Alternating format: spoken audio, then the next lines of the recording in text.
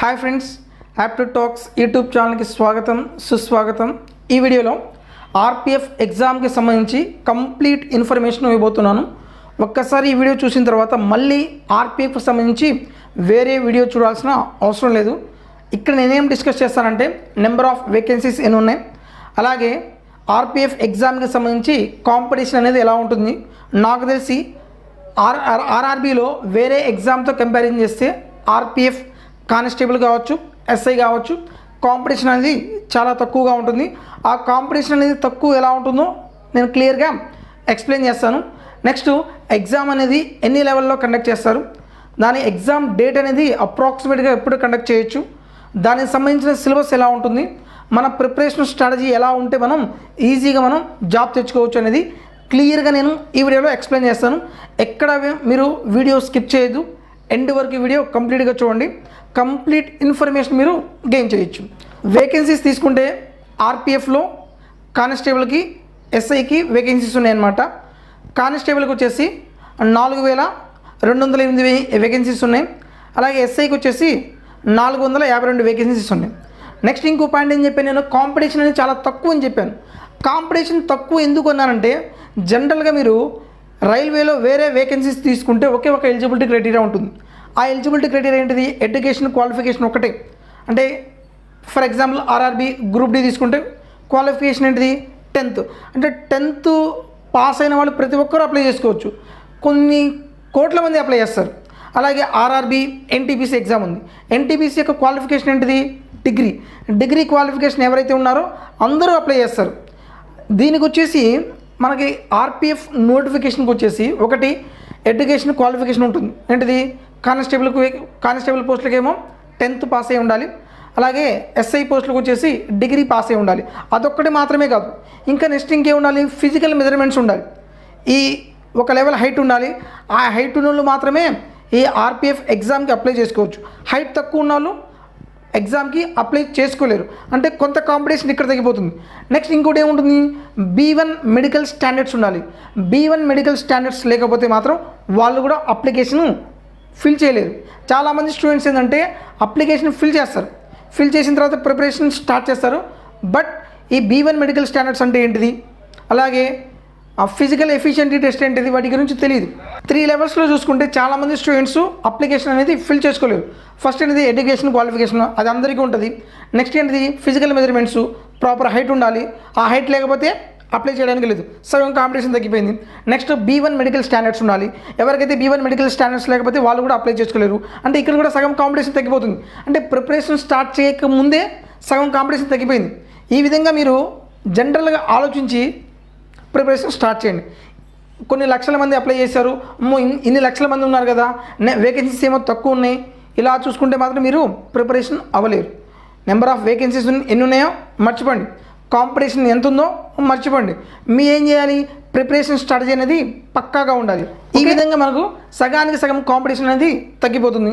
Next మనకు ఈ RPF exam అనేది ఎన్ని లెవెల్స్లో ఎగ్జామ్ కండక్ట్ చేస్తారు. ఒకటి కంప్యూటర్ బేస్డ్ టెస్ట్ కండక్ట్ చేస్తారు, ఒక రిటన్ ఎగ్జామ్ ఉంటుంది.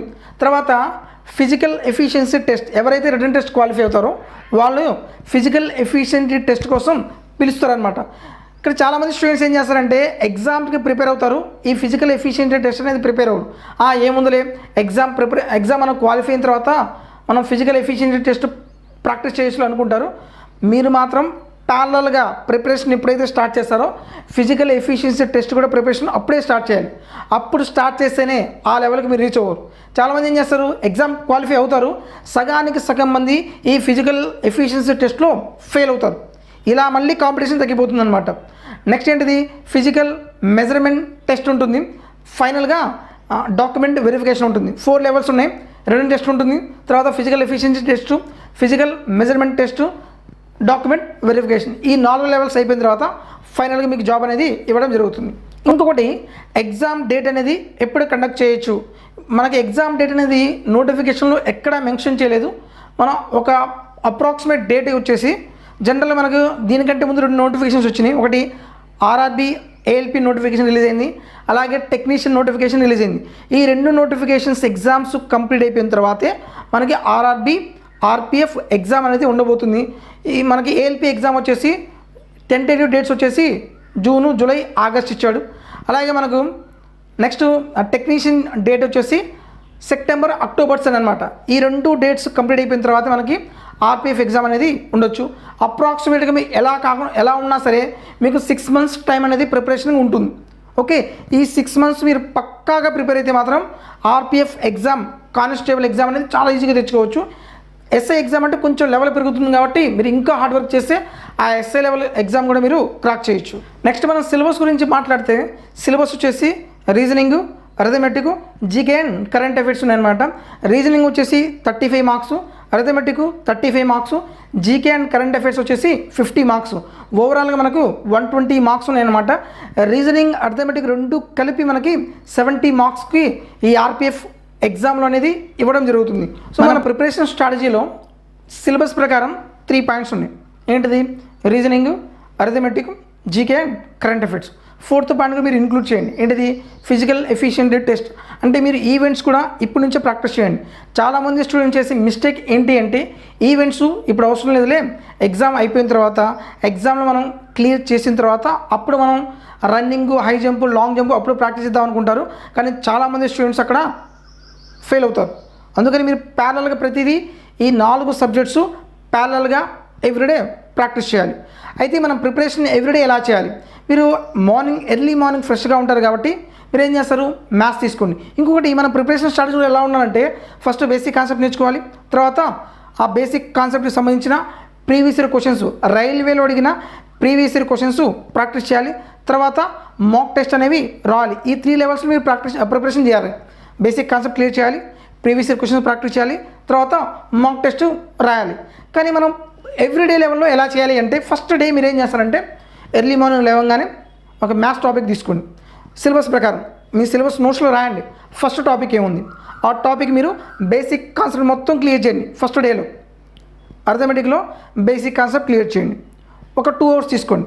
అలాగే బ్రేక్ఫాస్ట్ మొత్తం కంప్లీట్ అయిపోయిన తర్వాత మళ్ళీ ఏం చేస్తారు? బ్రేక్ఫాస్ట్ తర్వాత రీజనింగ్ తీసుకోండి. రీజనింగ్లో సిలబస్ ప్రకారం ఫస్ట్ టాపిక్ ఏముంది ఆ ఫస్ట్ టాపిక్ తీసుకోండి. ఆ బేసిక్ కాన్సెప్ట్ మొత్తం క్లియర్ చేయండి.